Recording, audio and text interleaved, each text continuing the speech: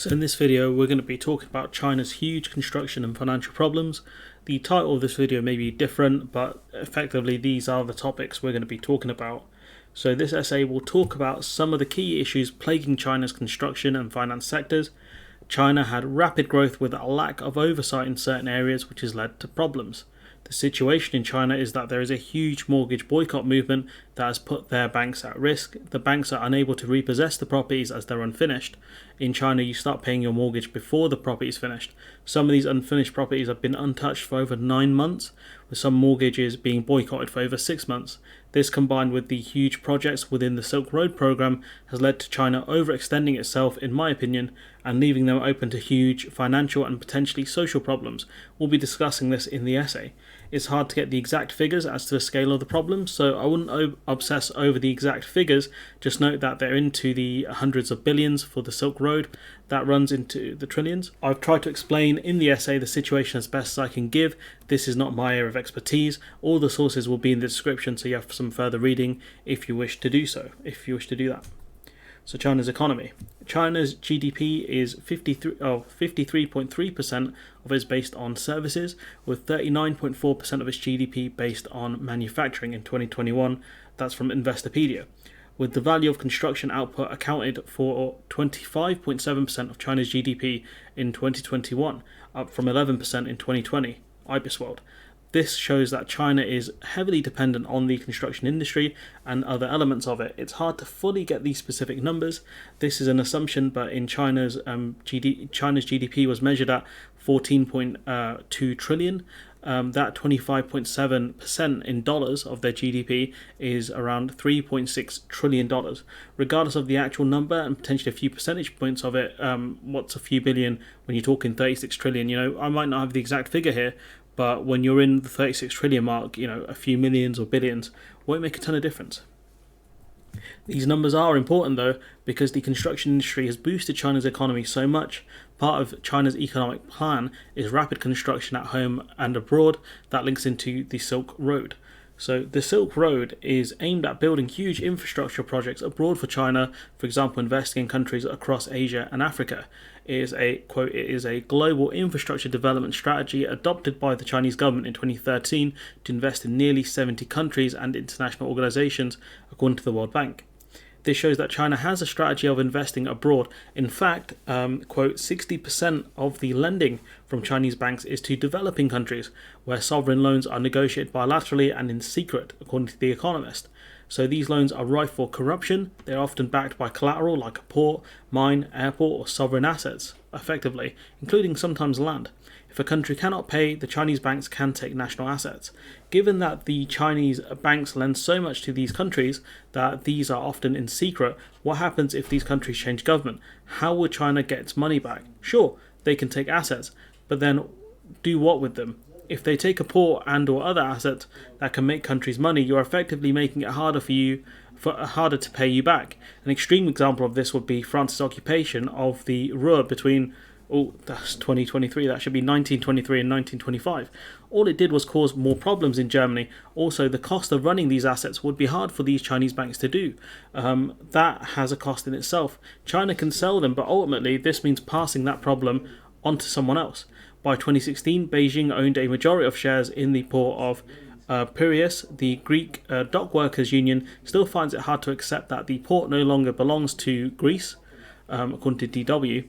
It shows the issues that can arise, and that China should China implement buying shares in a more legitimate way, not a hostile takeover because of a default. So effectively what that tells you is China took this port via buying more shares, not by a hostile takeover.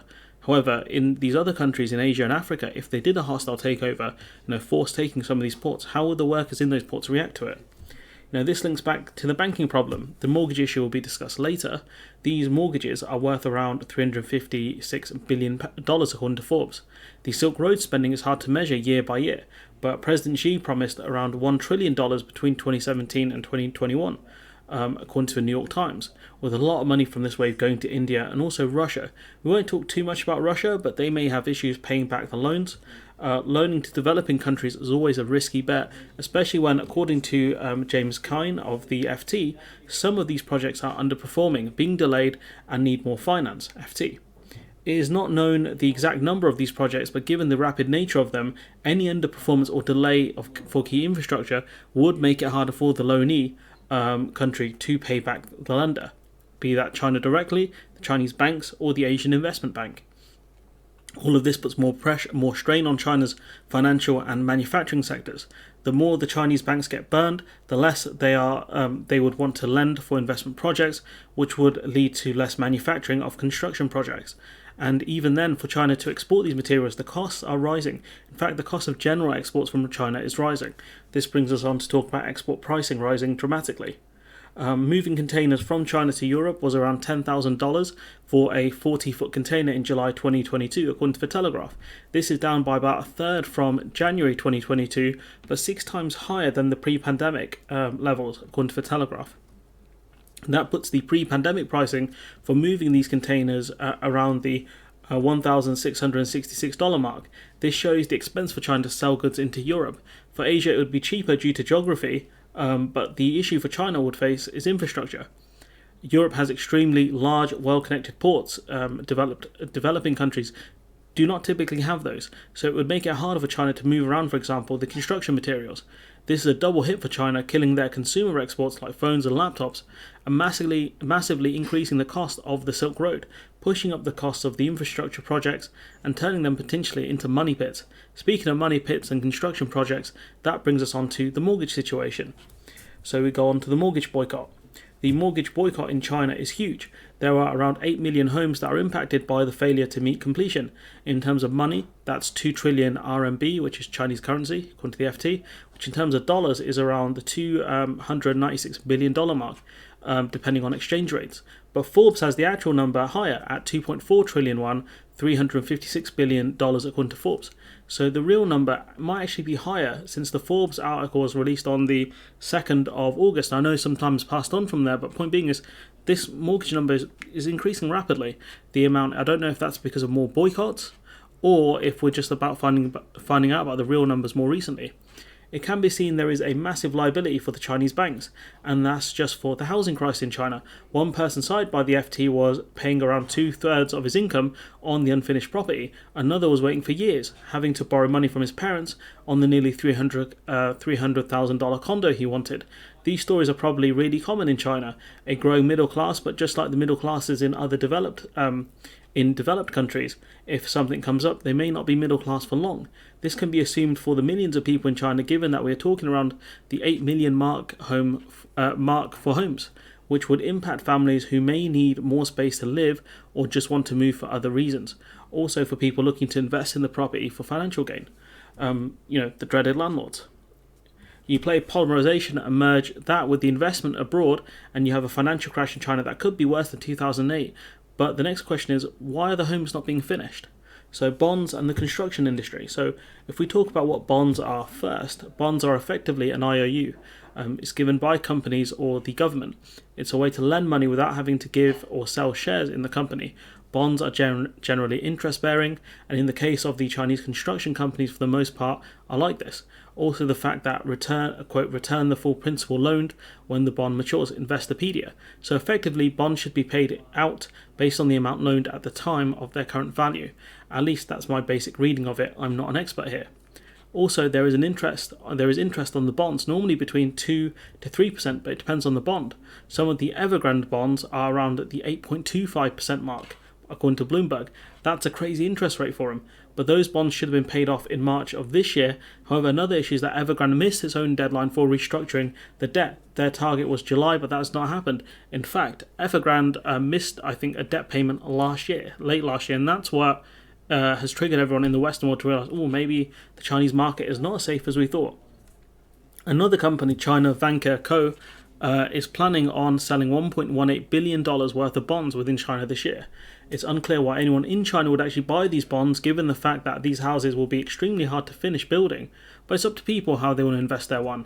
Now, Vanke plans on spending this money to, quote, repay debt, replenish liquidity, fund project construction, and make equity investments, according to Bloomberg.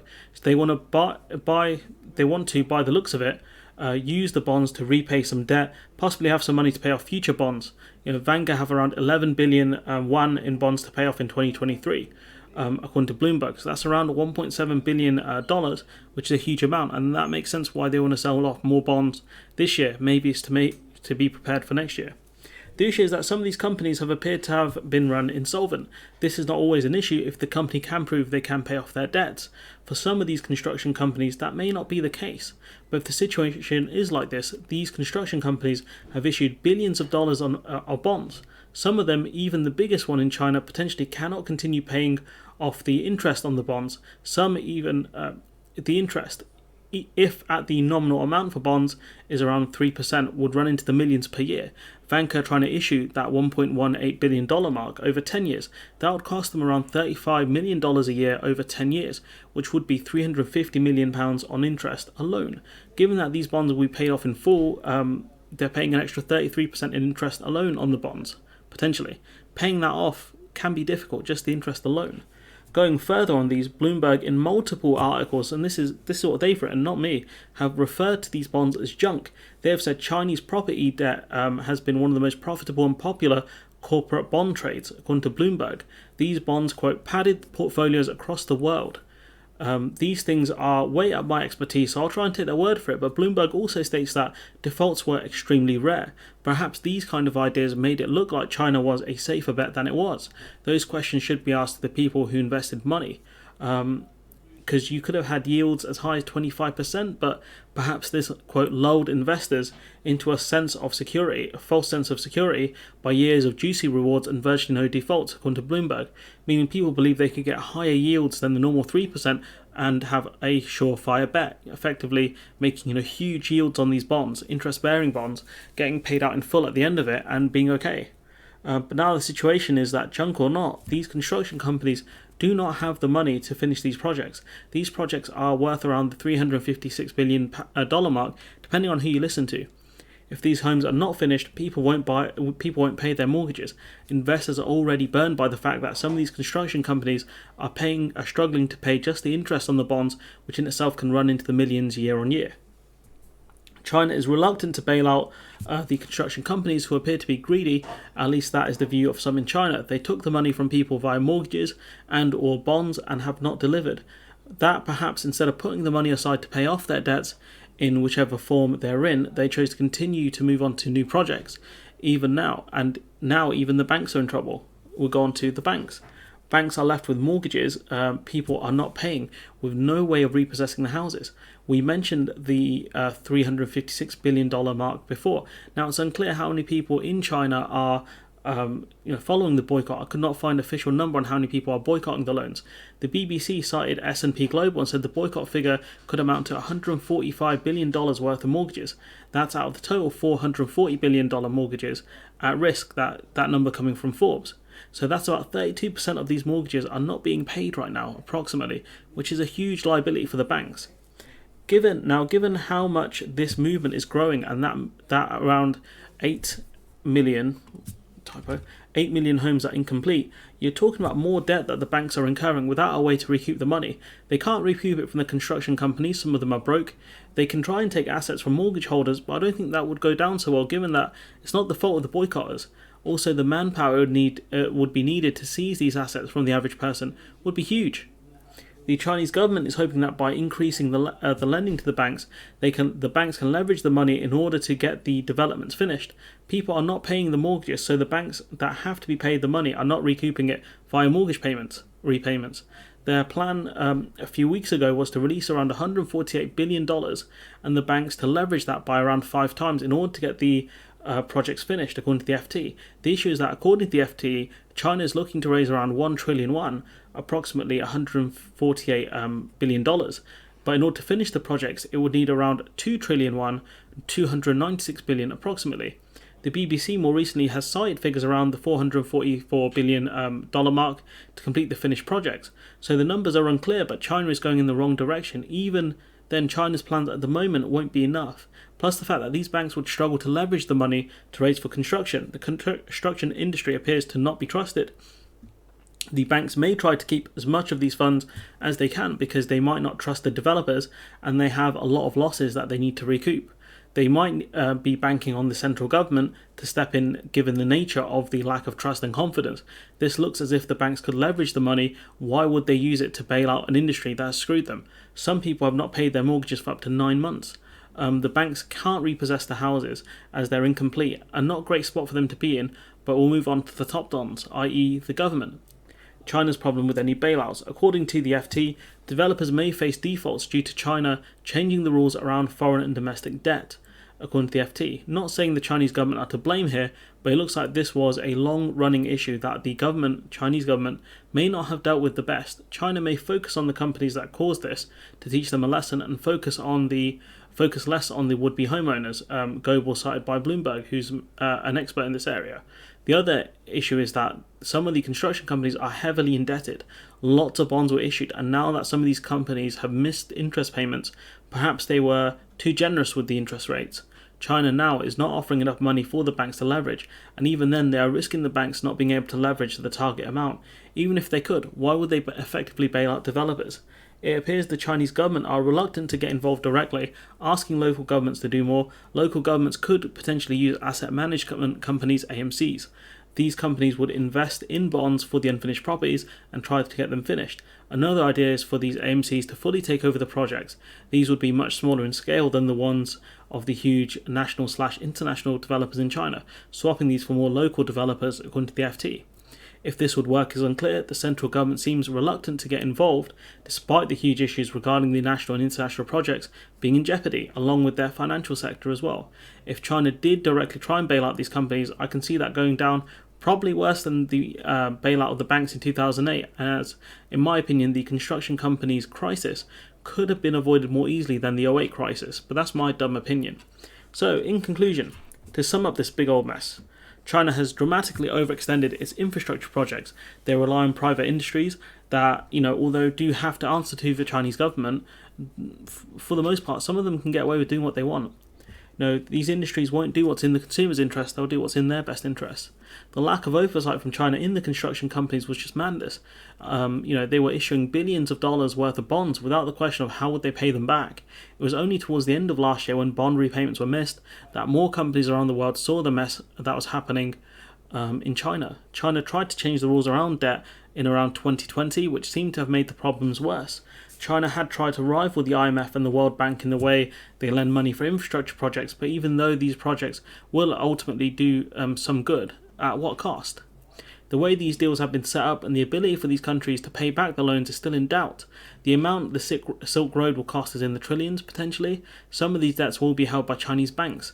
That, combined with the mortgage crisis, and if the numbers are in and around the right ballpark, is nearly $444 billion.